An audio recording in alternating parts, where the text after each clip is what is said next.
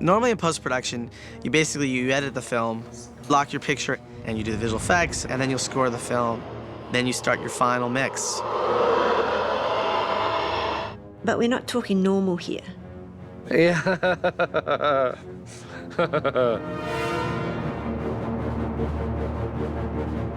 The interesting thing about Return of the King is even though we had huge amounts of time, it always gets cramped. On Lord of the Rings, everything was having to overlap. It came around time in our schedule where it's like, look, if we're gonna shoot pickups, we have to start now. So basically Peter went from cutting to then having to cut and shoot. Another day down, and I've got to go into the cutting room and cut for a few hours. Then sleep and then cut and then sleep and shoot and cut and sleep and shoot. Never mind, it'll all get done. We weren't finished by the time Howard was booked in with the orchestra. Howard uses the London Philharmonic to record. Peter had to be there with the music, and we had to go too. We moved the cutting room to London, and Pete was dealing with the scoring sessions, and he was cutting when he wasn't at the scoring stage. And then just come back in on Pippin and Sam. Even though Peter was in London and we were doing sound effects, visual effects in Wellington, we needed his input and he needed our input. And so we set up this virtual private network, and we could have a daily conference with visual effects and sound effects. And we did every day, 1 hour a day. I don't know how Peter copes with that sort of disparate number of calls on his attention. We were lucky to get him in for 2 or 3 hours some days. We just couldn't get him in the cutting room. So poor old Howard was busy scoring to a picture that wasn't locked.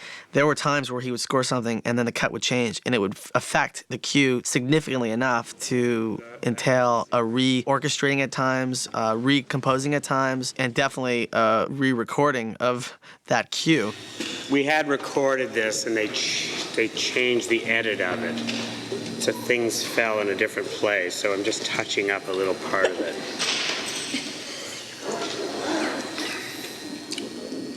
I remember sitting down with Paul Brusek. I'd prepared a small amount of documentation that just indicated where we were at, how much Howard had seen, how much he hadn't seen, and Paul looked at me and said, "Am I right to be a bit worried?"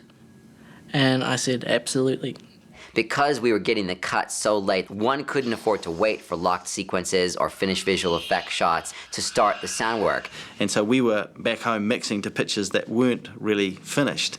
They'd be in there trying to mix to something that was gray-shaded, blocky things, and they're trying to add footsteps and chains moving and all sorts of stuff.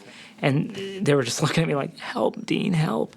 The Witch King swinging the big ball thing, we didn't even have that shot. It was just like we'd have a shot of him going, and then cut to a card, thing hits ground. And Pete was very funny. He'd go, "Well, just use your imagination. He's swinging this thing, bang." Well, it's easy for him to say because it's up here in his head. He knows what it's going to look like. You multiply that by 1,500 shots, and you can understand the nightmare of trying to lay a soundtrack to non-existent pictures. I know that. That's why I just leave it a bloody mess. Throw it at you as a mess and let you sort it out. I'm not going to figure everything out for you. That's your job. On a professional level, I felt really sorry for those guys. I couldn't do anything about it. We did not expect to do the amount of work that we did. At the height of movie 1, we were probably doing about 30 to 50 shots a week. Movie 2, that number climbed up towards, 70. We're all like, 70, that's a lot. And yet here we were in a situation on film 3 where months out, we knew we had to deliver 100 shots a week after week after week. So it's like, can we step up to that level? And it's not just simple shots. These are like gargantuan shots that would be a money shot in any other movie, and we had just sequences of them. You look at that mountain and you just start chipping it away with your toothpick. At that point, blind faith does have to kick in, because based on all your previous experience, there's no way you can do the task that you're faced with at that point. And until we had the cut, we couldn't do anything. The key was getting the cut. The film was getting a bit long. We keep moving things around and never really sort of getting to grips with tightening things up too much. Drove Mark Ordesky to distraction, pushing the limits, pushing the schedule. Because we were still shooting all kinds of plates. Action! I would end up just constantly having to stand up in front of the crew and go, "So it's just going to be one more week, And they'd said, "Yeah, right." having a shooting crew in Wellington, Peter was able to actually say, hey, I could use another close-up of something, slap it in the cut and say, yep, that's working just fine, while he was actually editing the film and scoring the film in London. We set Howard up in a suite at the Dorchester, and when he wasn't at scoring sessions, we basically made him a prisoner of the Dorchester. Because in the end, the whole process of music is very much a mathematical exercise. Which is that he can only write 2 minutes a day. Which is a hell of a lot. 2 minutes of full orchestral music a day. So whenever anything comes up with schedule, he's saying, just do the math. If we need 20 minutes of music, I need 10 days. And that wasn't going to work on this film. 2 became 3, became 3.5, became 4, became 5, and then towards the end it just became a sprint, and he had to do 6+ minutes of composing a day. All right, everyone. Thank you. Excellent. Everyone is suddenly wanting to know exactly how panicked should we be. Mildly panicked, or should we be suicidal? Okay, call the ambulance. Call and get the stretcher. Get those guys in here with the stretcher to get me upstairs. The strangest part about it is, even though it seems like you're so up against the wall when this stuff is going on, Peter is still throwing in new stuff. And he's still adding sequences. Peter was going to have his set. Every shot that he could think of is going to go in there. We just kept getting more and more shots. I mean, we would finish shots and more would get turned over to us than we finished that week. We were going the wrong way. You know, week 6, it was 700 to go, and week 5 it was 800 to go, and you go, we just finaled 100 shots. How did it go up? Oh, we got 200 new shots. It just became so insurmountable that it didn't hurt anymore. Trying to get this done as fast as we can at the moment. Yeah, it's got to go out for a reel tonight. So. In the last 2 months of the delivery, we had as many shots as films 1 and 2 combined yet to do. It was kind of akin to being a very slow swimmer in a very big ocean. You know, you have a desert island way off in the distance, which is your sanctuary, and no matter how hard you paddle, you just can't seem to get to the other side. A quote that we'd all seen in a magazine from Peter when he was in England saying, everything is under control. And we put in brackets around it, in London. Everyone here at Weta Xerox copies of it, you know, of everything is under control, and just taped it everywhere. Don't worry, everything is under control, you know? We were completely out of control. I started to realize that what was happening was that Peter would think about changes, but he would only convey them to certain people, because I think as a director he felt, gee, if I tell the visual effects guys that I might drop that shot, they might stop working on that shot. So maybe I better not tell them, but I'll tell the composer. And I started to realize that I had to actually talk to all these different people so that we all knew what was going on, not to undermine what Peter wanted to accomplish, but just to set our priorities so that we would actually deliver the film. Barry Osborne made the decision that every night at 6 o'clock at Park Road Post, the key figures from each department, the visual effects, the sound, the music, everyone would sit down and we would just go through and say, well, this is what we did today. And Barry would check it against his list of things that had to happen. And if something hadn't happened, there had to be some restructuring somewhere so that it could happen, so that we were still going to hit the delivery of the film. This is the official document of dates. Until this changes, there's no change. The Barry meetings got pretty intense. I mean, Barry got pretty vocal at times. See, as I say, I don't care. Yeah, exactly. As long as I get a reel on these dates. Some people thought I was a little too short, but I just really wanted to keep people focused, because to take time out to do a meeting sometimes would seem like kind of a distraction from where they should be focused, but it was so important that we shared this information. If you just tell me that there's a problem. No, there's no problem. There's no problem yet. If there's a problem, I want to know about it. We'll get it first.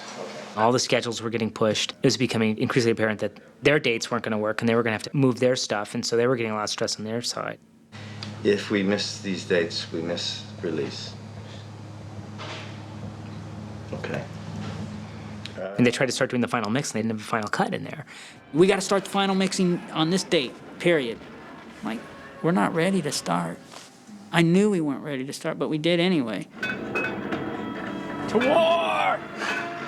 And such time and energy is spent by editors working through change notes the size of books and trying to rework the material in to the new stuff. When Shelob is moving Every time one of her legs hits the ground, it makes a sound.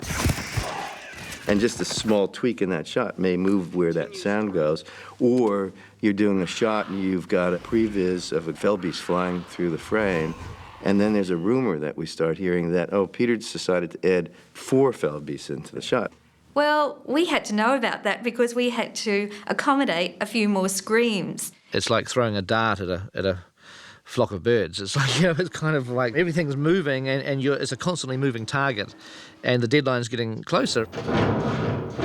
It's getting a little bit painful. I haven't had a day off in about 3 months, and the hours are getting pretty crazy, but we are going to get there and it's going to be great. Because the job is so big, it's so long, it is unknown that there are going to be periods like this. Just deal with it and get on with it. Once you start working on 7 days a week, long hours, just basically cutting each scene, so now you're cutting this scene, tomorrow you're cutting this scene, tomorrow you're cutting this scene, at no time are you actually stopping and evaluating the latest cut of the movie. You know, that's a whole other exercise to say, okay, we're not going to do anything today other than think about what we have. We looked at the movie as he had cut it, and it was flat because there was so much in there. You couldn't ride the roller coaster that telling a story should be, and you didn't have the emotional impact that the story should have. It was just too slow. It just sort of made it, the momentum suddenly got lost. We had to pay off. We had to be great. Peter knew it had to be great. And you're seeing it and you're saying, gee, that's almost working, but I wish we had more time. And are we going to make it? And is he going to really get this cut refined so that this film really sails? And Pete said, hey guys, I'm really sorry for this tight schedule and the crunched hours. But, it's turned out to be the mother of all films. I mean, it turned out I have to get it right.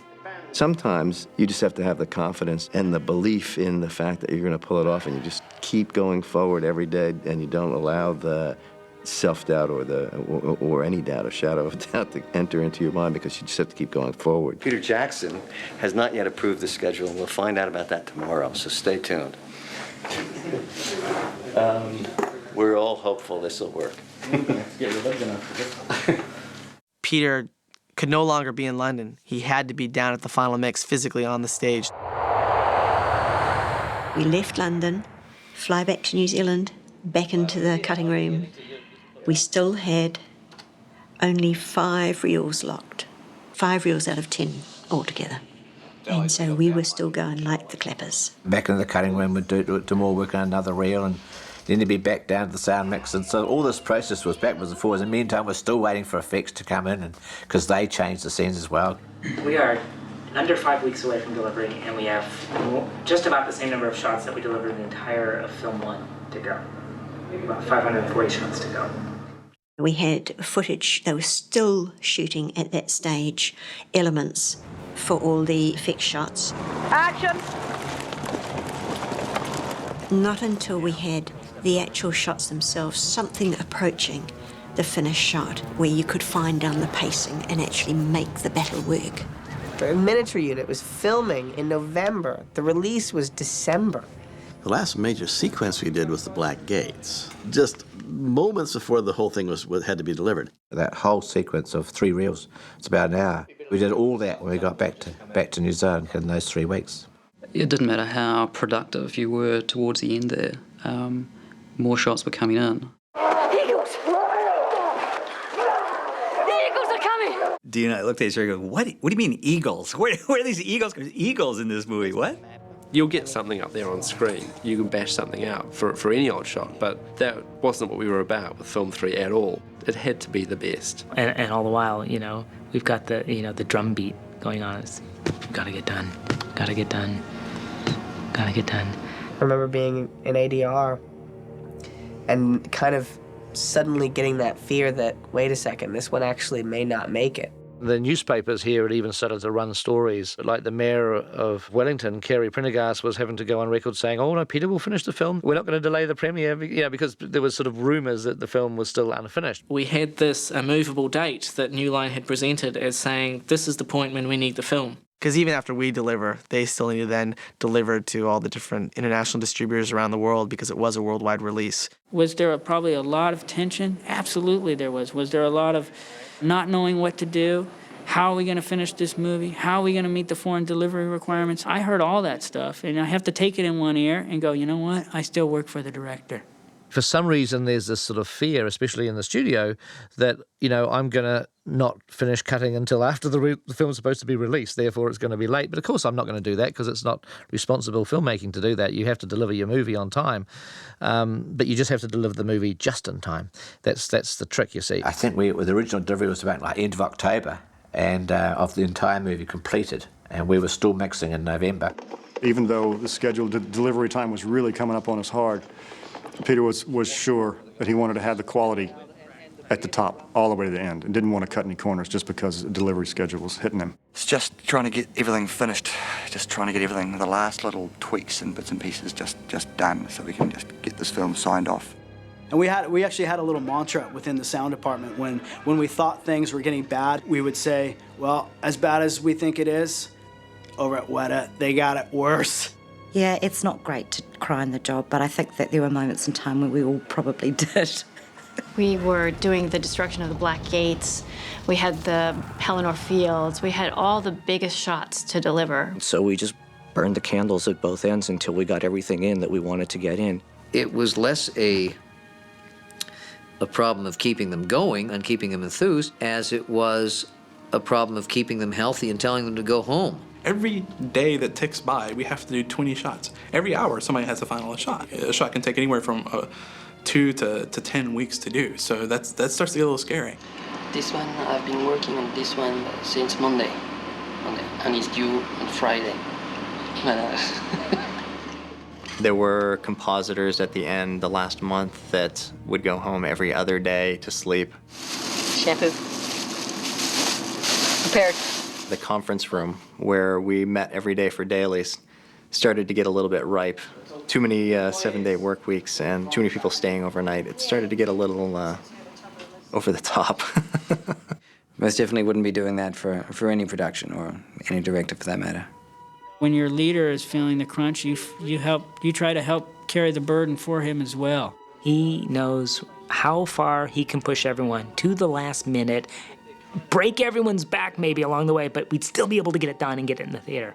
Return of the King was about as close to the wire as you would ever want to go. We actually went beyond the wire. The mix and the picture and the visual effects literally were coming in a matter of weeks before the world premiere. We plugged in the last 10 or 11 shots, I think, on about the 10th or 12th of November. Reel 7 was the last reel that we got. Howard got that reel just before the premiere in Wellington. At the end of it, I think we delivered all of the sound elements on the 15th of November. This is the first movie that I've ever worked on where the visual effects were actually finished after we were required to have delivered the soundtrack. Such a fever pitch at the end. I mean, we worked, I think, for almost 48 hours straight for the last shot. It just made sense that the last thing out was the shot where the ring is melting. We had started it months and months and months ago. Peter came to Weta to approve the final shot. We were all living on this high that, the ring, it's the last shot. We came into the conference room, we had the crew there, and he looked at it. And everybody's like behind Peter following, in unison, freaking out.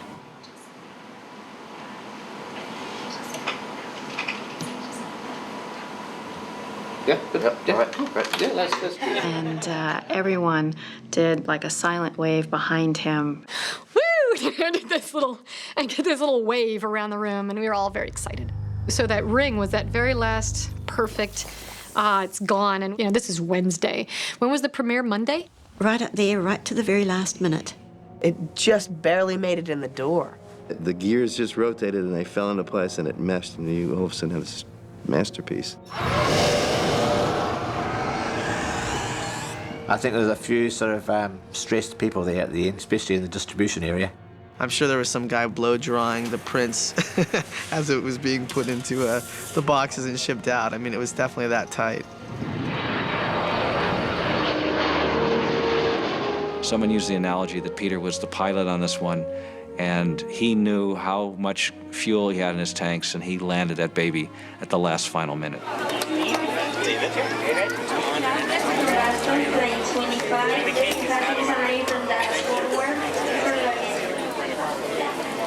In a way, no one should make films this way because it's really the most difficult way to do it, and yet you could argue if the outcome is good, then it obviously isn't the wrong way. Right. If someone says you can't do it, that's where we go. That's where we go. Right. We live there. Yeah. I think it's a measure of the enormous support that Peter had from everybody working on the production. We're done. Number 3. It wasn't just Peter's film, it was our film. It was here, it was ours. We just wanted to see it the best that it could be. You know, it's important to have experiences, and at least this has been a good experience in how to deliver a film at the last minute. You know, so we'll know how to do it now. Should it ever come in handy again in the future?